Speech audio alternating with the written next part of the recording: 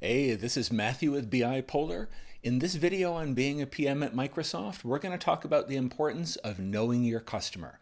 I hope you'll stay with me.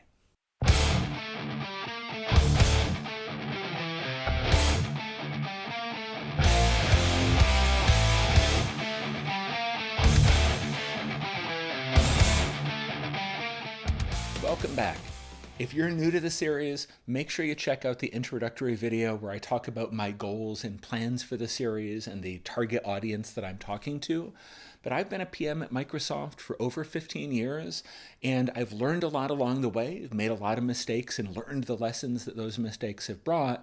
Since I can't go back to tell my past self all of the things that I've learned, I want to share them with you because if you're a PM at Microsoft today, if you're in a similar role or working at a similar company, or if being a PM at Microsoft is part of your career plan, I'm hoping that you'll be able to benefit from these lessons that I've learned along the way. So in this video, we're going to talk about the importance of understanding your customer and using that understanding as the guiding star for your work. Now, I want to acknowledge that if you are responsible for delivering a product, delivering a service, or delivering a feature, it's very difficult to avoid that product, that feature, that service, the thing that you own, becoming the center of your thinking.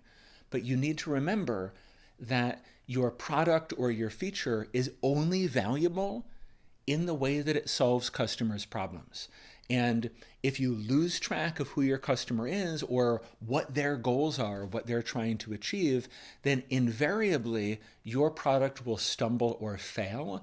And if you can build this muscle, if you can develop a habit and practice of keeping your customer and their needs top of mind, you will invariably be the reason that your product succeeds. As I've been doing for the videos so far, I want to share 3 tips. And the first tip is that you are not your customer and that your customer is not defined by their usage of your product. Now, this is a really important lesson to learn, and it's something that most PMs, or at least this PM, had to learn multiple times before it really stuck in, especially if you are coming from industry. So like my career pre-Microsoft, I'd been a developer, an architect, etc., building on top of SQL Server and .NET and the Microsoft Data Developer Platform. So when I joined the product team, I knew what was needed, right? Or at least I knew what I had needed. And it took me a while to understand that my specific needs and priorities, even though they were probably valuable, they weren't a reliable set of requirements to build a commercial software product on. And one of the traps that I see many PMs, including some experienced PMs, falling into today is that when we step back, when I step back to ask them, like, who's your customer? Tell me, like, what's the where clause that you would use to define who we're targeting with this effort, with whatever thing it is that we're talking about in the moment. A lot of PMs, they will respond by saying, it's someone who uses my product or someone who uses my feature to do X or Y or Z. And anytime that you find yourself falling into this trap, you really need to step back from it, because the only reason that a customer is using your product or your feature today is because it solved a problem for them or one of their predecessors. The product is not inherently valuable. It's only valuable as it solves their problems. And this is going to bring me to my second tip. So the second tip is you need to learn how to learn from and about your customers.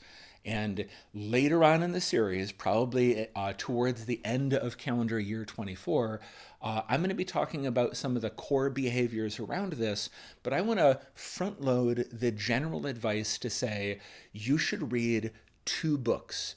The first book is Lean Customer Development by Cindy Alvarez. The second book is The Customer Driven Playbook by Travis Loudermilk and Jessica Rich.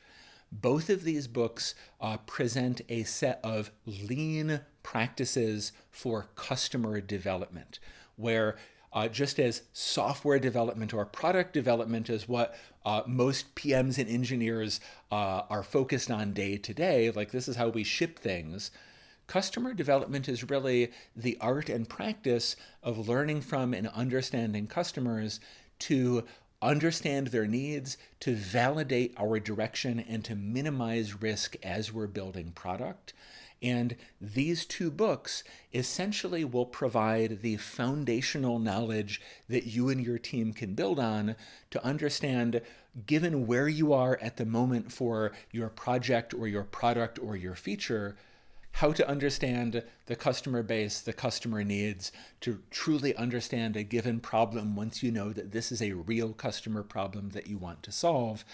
Kind of like how if you are developing software, you know that there are best practices around test-driven development or maybe an agile or scrum-driven methodology, continuous integration or like whatever the best practices are. It's been 15 years since I wrote any real production code, so I don't claim to be on the cutting edge here, but as a software engineer or on the delivery side of things, there's a broad set of best practices that we've learned as an industry for having predictable, regular, high-quality releases. Customer development in many ways is the upstream version of this. These are the more emerging best practices on how to really understand your customers and to really understand their problems so that when you get into delivering a solution, you're truly, meaningfully solving a real problem that real customers really have. And the third tip is basically building on these two things. Like, you're not the customer, but you've learned how to learn from and learn about the customer. So the third tip is you should always be able to talk about and reframe conversations into the context of who your customer is, what their priorities are, what the goals or scenarios that they're working to achieve are. What are the things that are keeping them from achieving those goals? What are their priorities? What are their challenges? What are their blockers? This is a muscle that to be successful as a PM, you need to build and relentlessly maintain, because this is the way that you will keep your own efforts and the efforts of your team on track. This is, in many ways, the core behavior of a successful PM, especially if you're in a product management role. Whether it's product management or program management, this is a vital skill. But as a product manager, if you can't do this thing, this is where you need to invest today. Because here's the deal. The value of a product or service or feature is a direct function of how well it solves customer problems. Deeply understanding customers, deeply understanding their problems, and then being able to shape all of the downstream feature definition and feature delivery work, this is all dependent on the foundational understanding that you build. You can't ship a great feature if you don't know what it needs to do. You can't know what it needs to do unless you're able to learn from and truly understand your customer and their challenges today.